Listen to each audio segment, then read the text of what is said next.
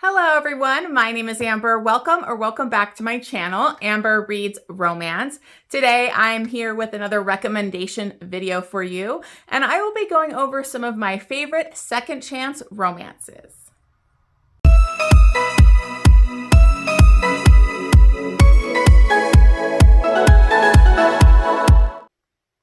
Okay guys, I'm so excited to finally be doing this video. I am pretty picky when it comes to second chance, but through getting arcs and trying more throughout the years, I realized when an author does it right, I really love a good second chance romance. Again, I am picky. I'm a picky when it comes to flashbacks or how the second chance happened, what broke them up. All those things can really play a part in second chance romance for me. So I realized I haven't done this video yet. So I really wanted to do a second chance romance. Also, it's a little late posting this, but I am part of the Ever Afterathon and I'm team governess. And so one of our main tropes is second chance. So I thought, what a great time to finally post this video. So I'm going to go over about 10 of my favorites. I have a lot more on my list, so I'm sure more of these videos will come later, but here are some of my absolute favorites. Just really love it when an author can give me that angst, can give me that emotion, can let me buy into the second chance. So let's go ahead and get started. So the first book I'm going to bring up was a more recent read, and it just stole my heart. And that is Mr. Charming by Piper Rayne. Now, this writing duo, I've discovered this last year or so, and I really love them.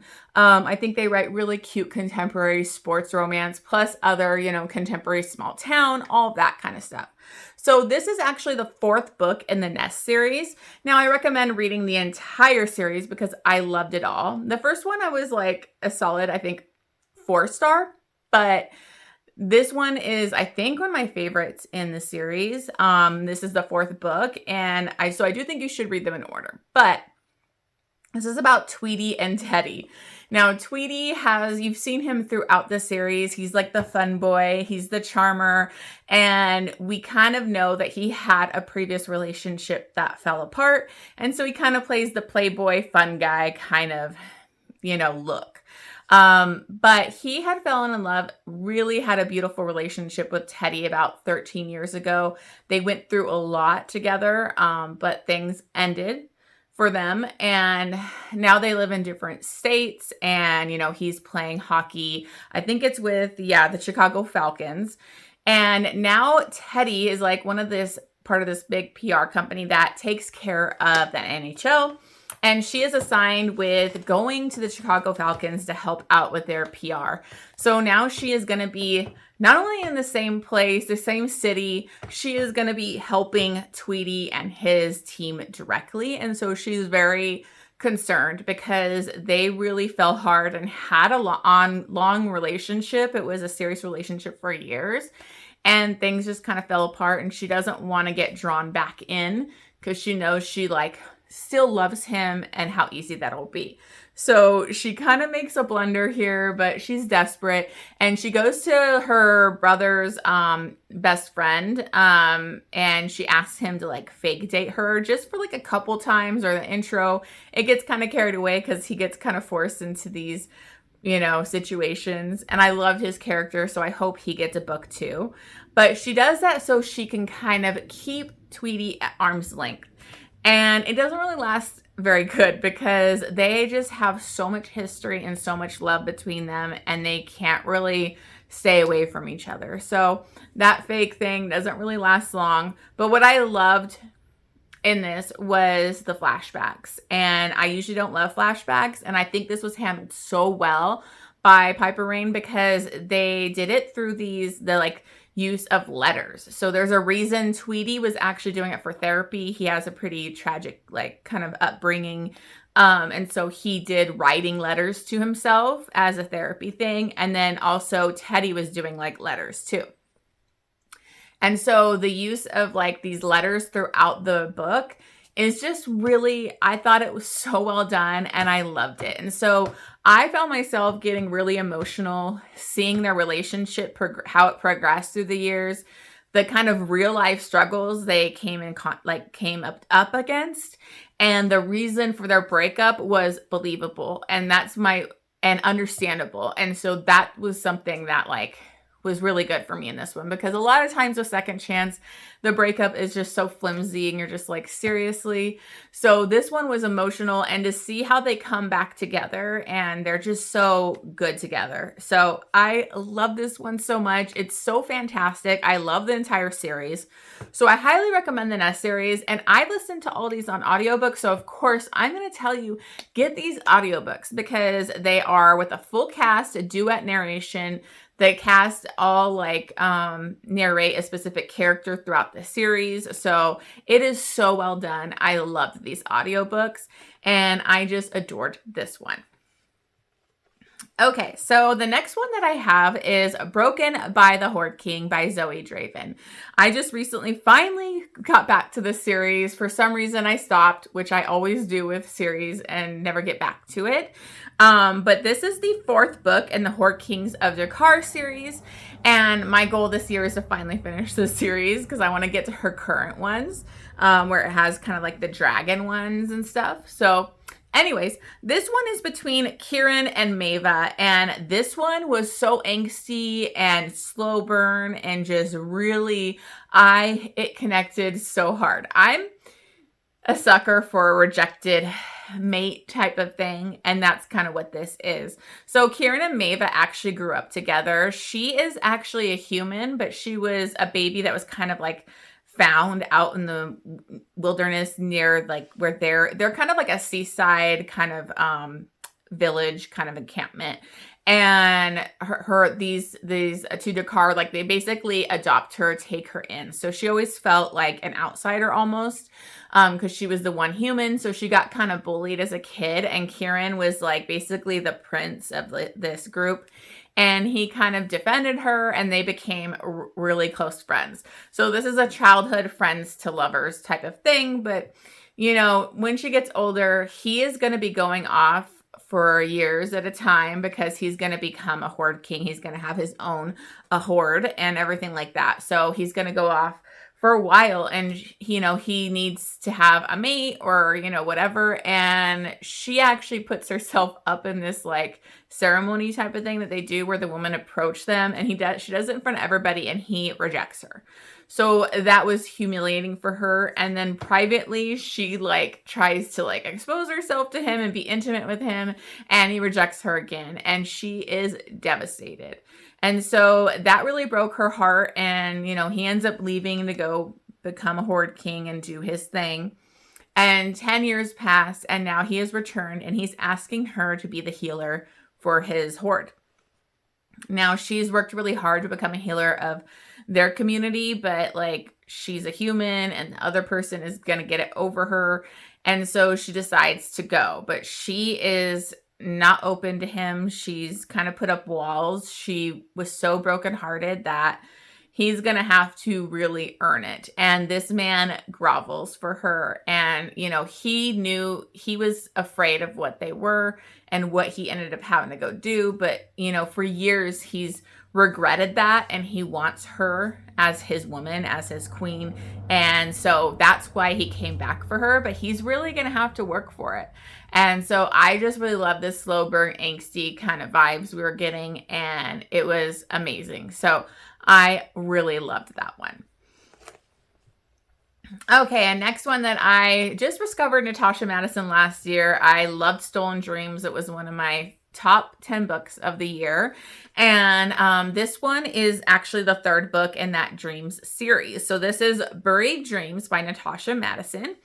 And this is about Brock and Everly. So if you've read Stolen Dreams, you may know what I'm talking about. But basically, a accident happens to these young 3 couples at the beginning of that book. And it is such a devastating accident. It leads to lifelong repercussions and devastation for each of these couples. So this is about Brock and Everly's journey after that accident, because they were solid. They were in love. They were planning their future together. But this accident led to them breaking up and having a pretty bad breakup. Everly ends up leaving the town, and it's been, I think, 9 years. Let me double check. Yeah, 9 years, and she has returned. Because her mom had a heart attack. She runs a bakery in the town, and so she's there to kind of help out her mom. And I loved her mom in this. She was amazing. She even had like her own little romance going on, and I adored it. But she comes back to help her mom, help her run the bakery, and her and Brock kind of run into each other. Brock is pretty jaded, pretty broody. He's not really as connected to the other friend group, as he used to be. There are reasons they broke up that you get flashbacks. That I really enjoyed the flashbacks in this one too, to kind of show what happened, why they broke up. It was pretty devastating, and it all has to do with kind of a choice Brock made that she was very upset about, that had to do with this family that was kind of like the horrible family in the town. There's a lot to it. I won't go into it, but you'll see the reason that they broke up. But he actually is a single father. He had kind of like a fling and ended up having this kid. And I loved his relationship with I think it was his daughter. Sorry, I can't remember. But that was really beautiful. And so they keep running into each other, and they can't deny all their past, their connection, but they really have to talk through everything and kind of get over and really address the reasons that they broke up. And I really loved their communication in this. One thing I'll say, it was like one of the spiciest in the series, because these two were really like in love with each other. They were solid. And so they had experimented a lot sexually. So they knew each other on a deeper sexual level already. So they're like willing to do things like fantasies and use toys and do all that kind of stuff. So it was a great time on that one too. So I really loved this one. I love this series. I think it's such a fantastic series. If you haven't read it yet, I honestly, again, with this one, I hate to say it, but I would read the other books first, because you will understand the devastation more of what happened to these couples, starting with that first book. And the first book was a 6-star for me. So definitely recommend. Okay, so then I have a really angsty, I was going to say fun. I don't know if it's fun. It is angsty. Oh my God, this book blew me away. romance. And that is His Secret by Isabel Lucero. This is the first time I ever read this author, and I was hooked into this book. I was so invested in these characters. It was super angsty. It's everything that I love in a second chance romance. So this is between Mateus and Adrian, and they were actually friends in college. They were really close. Mateus was like kind of like the nerdy, quiet, reserved guy, and Adrian was like part of a frat, I think he was a football player, but it was some kind of sport. But they were very close friends. Now Mateus was out. But he kind of crushed on Adrian, but Adrian just seems super straight. There was nothing there. So he never really thought anything like that. But it turns out Adrian has had a secret crush on Mateus. So he actually kind of confesses that to him, because he tries to tell him he's had interest in guys and he wanted his help. And it was him hinting like that he wanted to do something with him. But of course, Mateus didn't even catch on to that. And so finally he has to tell him like, no, it's you. Like, I want to be with you. So, but there is a problem, because Adrian is in the closet and doesn't want anyone to know. His parents are very influential, and they have like this whole plan for him. And so they decide to, keep their relationship secret. So, but they were really falling for each other. Adrian was exploring his sexuality for the first time, and so it was just this hot and heavy romance, but it was secret. And so when things are going to come out and what Adrian has to do with his family, and there's a whole set plan for what he needs to do, he ends up breaking it off with Mateus, and it breaks his heart. So Mateus ends up like not really getting into relationships anymore, just having hookups. He's kind of like a part of a BDSM club type of thing. And I think it's also 9 years later. Oh, it's 8 years later. Mateus is, working. He's high up in the company. He's doing well. And all of a sudden, Adrian is a new employee there. And so he's kind of working for Mateus. So it's a very uncomfortable thing. And he's also his new neighbor. But not only that, Adrian is married to a woman. And so Mateus is just very irritated. He has to deal with him at work. He's his neighbor now. He's irritated that he's like basically living a lie with a woman when he's gay. And he just is furious. Adrian really tries to mend the bridge between them and like talk to him and talk through what happened in their past and apologize. But they are working together and they have to go on trips together sometimes. There's a lot of forced proximity and they are super attracted to each other. So there is cheating in this. Just to let you know, there's cheating. It's angsty. It's swoony. It had everything. It was super spicy. It was sexy as all get out. But like I was okay with the cheating because of how the marriage is set up. So you'll see if you read it. But I freaking loved this book. It's one of my favorite MM romances that I've read recently, and it's just fantastic. It was an amazing second chance and just, so good. Okay, so, and now I have a historical romance option. I'm hoping to read more historical second chance romances and make a separate historical romance second chance video. Hopefully I'll find a good amount of those in the future and be able to add those and make a video of that. But I had to include this one in this because it's, I think, a lot of people's favorite Lisa Kleypas, and I adore this romance. And that is, again, The Magic by Lisa Kleypas. This is basically Wallflowers #0. It's kind of like a prequel to the Wallflower series. You don't have to read this first. Honestly, I read all the other books and then I read this later. And you could read it as a standalone. It doesn't really matter. But this is such an amazing, perfect second chance romance. This is between McKenna and Aline. And McKenna and Aline are different classes. So like he was the stable boy and, you know, she's from upper society. I can't remember if she's like the daughter of an earl or what. I don't remember. I'm sorry. But they fell in love as teens. They were like head over heels in love with each other. And her father ends up finding out and he is kind of threatening McKenna. So she is forced to break it up with him and make it seem like he's not good enough. He's lower class because he would have fought the whole breakup and not believed her because they were just so in love. And it really ends up breaking his heart. He ends up leaving. He goes to America and kind of works becomes a self-made man. And so now I think, I'm trying to remember how many years later. I don't remember how many years, but later. But he has returned. And he's with his like business partner and they're there for certain reasons. But he kind of decides he wants revenge against her. He wants to, you know, seduce her, get her to have sex with him and kind of leave her high and dry because she broke his heart. You know, he was very bitter about why she broke up with him. And he just has no idea the real reason and what happened. And Aline is like, she hasn't married or anything. There was a really bad accident that happened when he left where I think she was burned and she had like horrible scars on her legs. So she felt like she could never really be with anybody.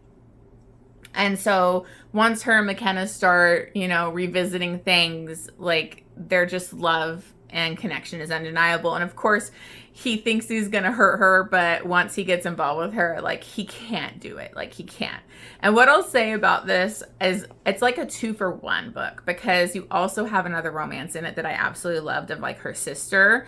It was Livia and Gideon's romance, which is his business partner.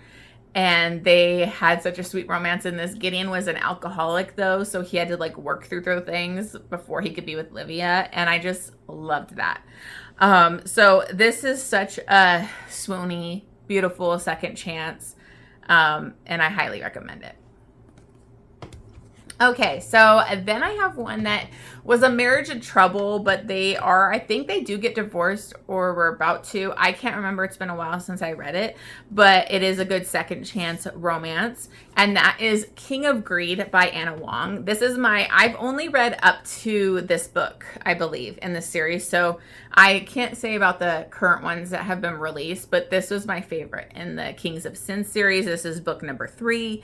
And this is between Dom and Alessandra. And they were such a power couple. They had this beautiful relationship for many years, an amazing marriage.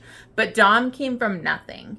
And he was determined to become like a self-made man. He became a billionaire and he's obsessed with his work. And so he has been neglecting his wife. And she's been suffering for years of being like second choice, waiting around for him to show up for her. And she's over it. Like, she basically puts her foot down when it was like, I think their anniversary and they were supposed to go on a trip and he doesn't even show up to go on it. And so she says, that's it. I'm done. She packs up her shit and leaves. And Dom is devastated because she's the love of his life. He loves her so much. And he has to really grovel and try to get her back because now she's going to go after her dreams that she's kind of put on the back burner to be his wife and be with him.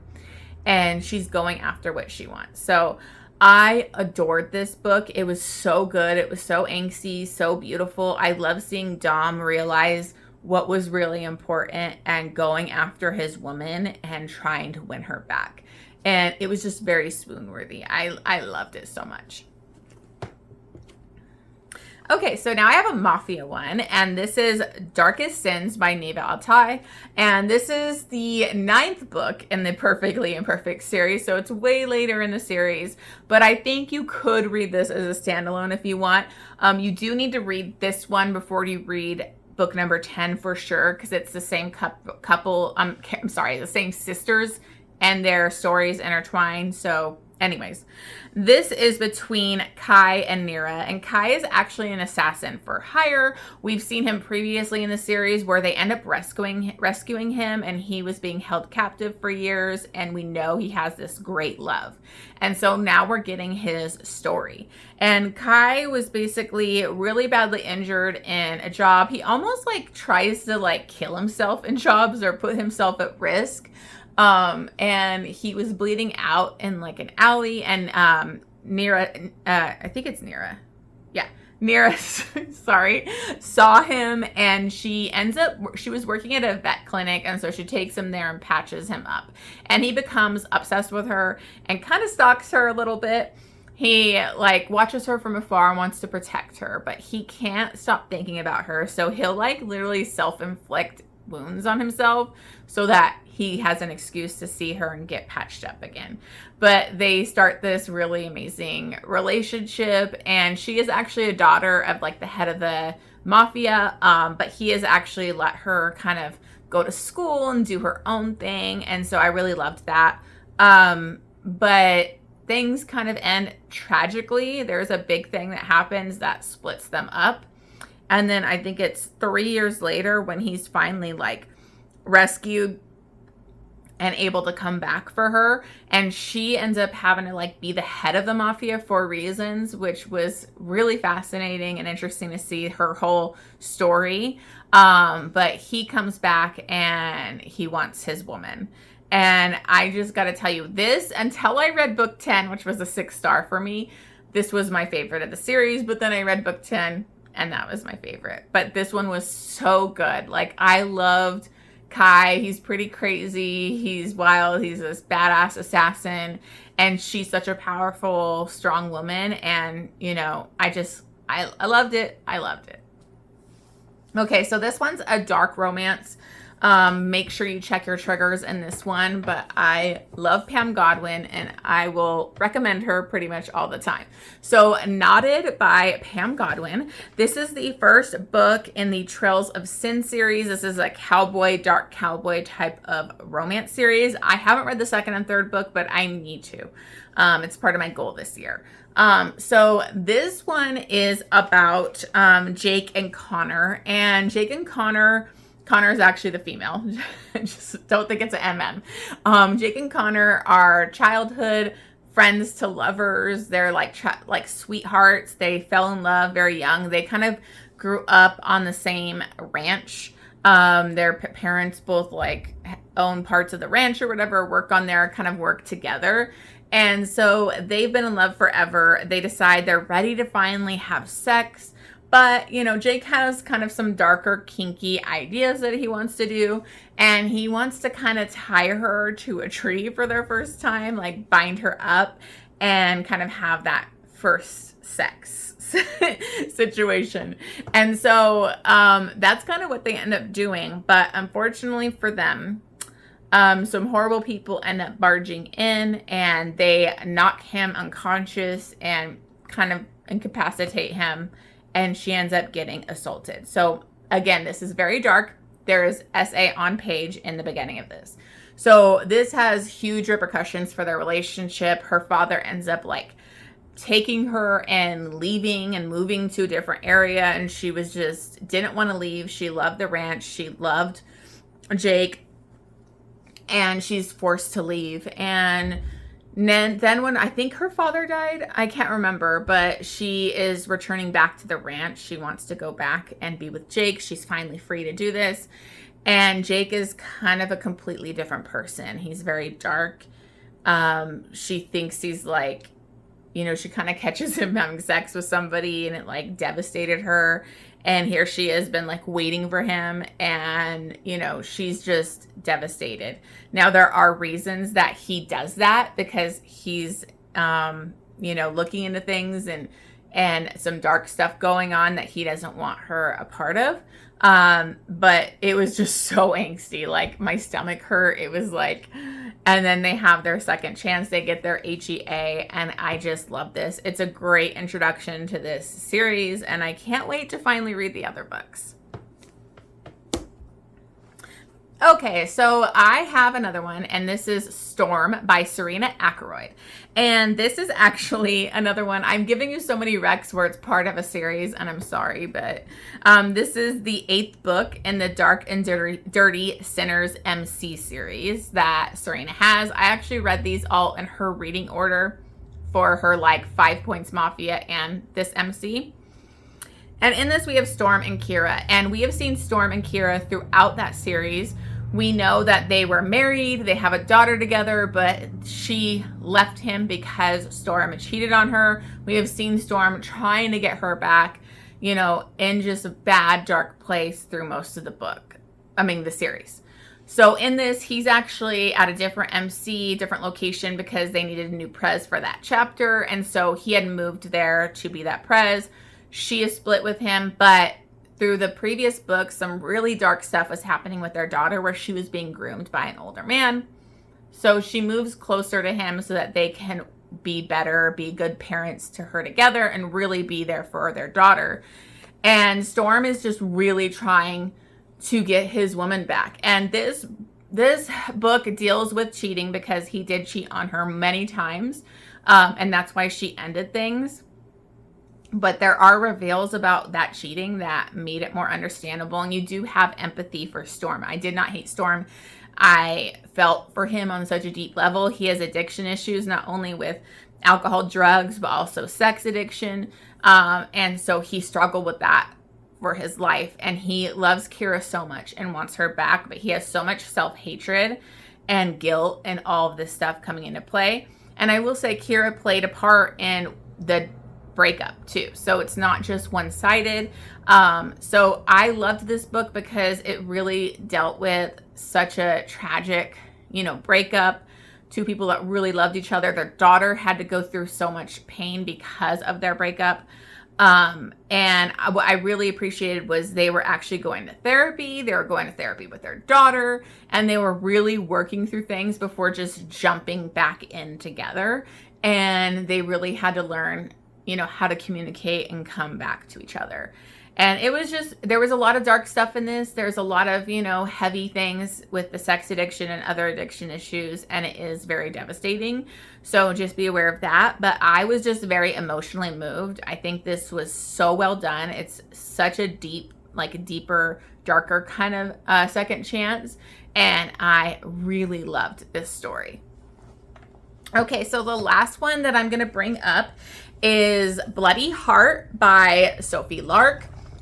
This is the 4th book in the Brutal Birthright series, and this is the story of Dante and Simone. And Dante and Simone, we have seen also that Dante in the previous books in this series, you know, he had a love that he lost, and so he kind of just left. His family is, you know, the Italian mafia, and he didn't really want anything to do with it, and so he ends up kind of leaving and joining the military after that, you know, losing the love of his life type of thing.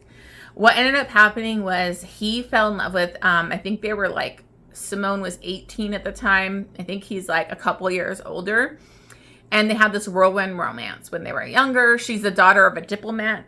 And he really didn't want a lot to do with the mafia, but he was being kind of forced to get heavier involved in it.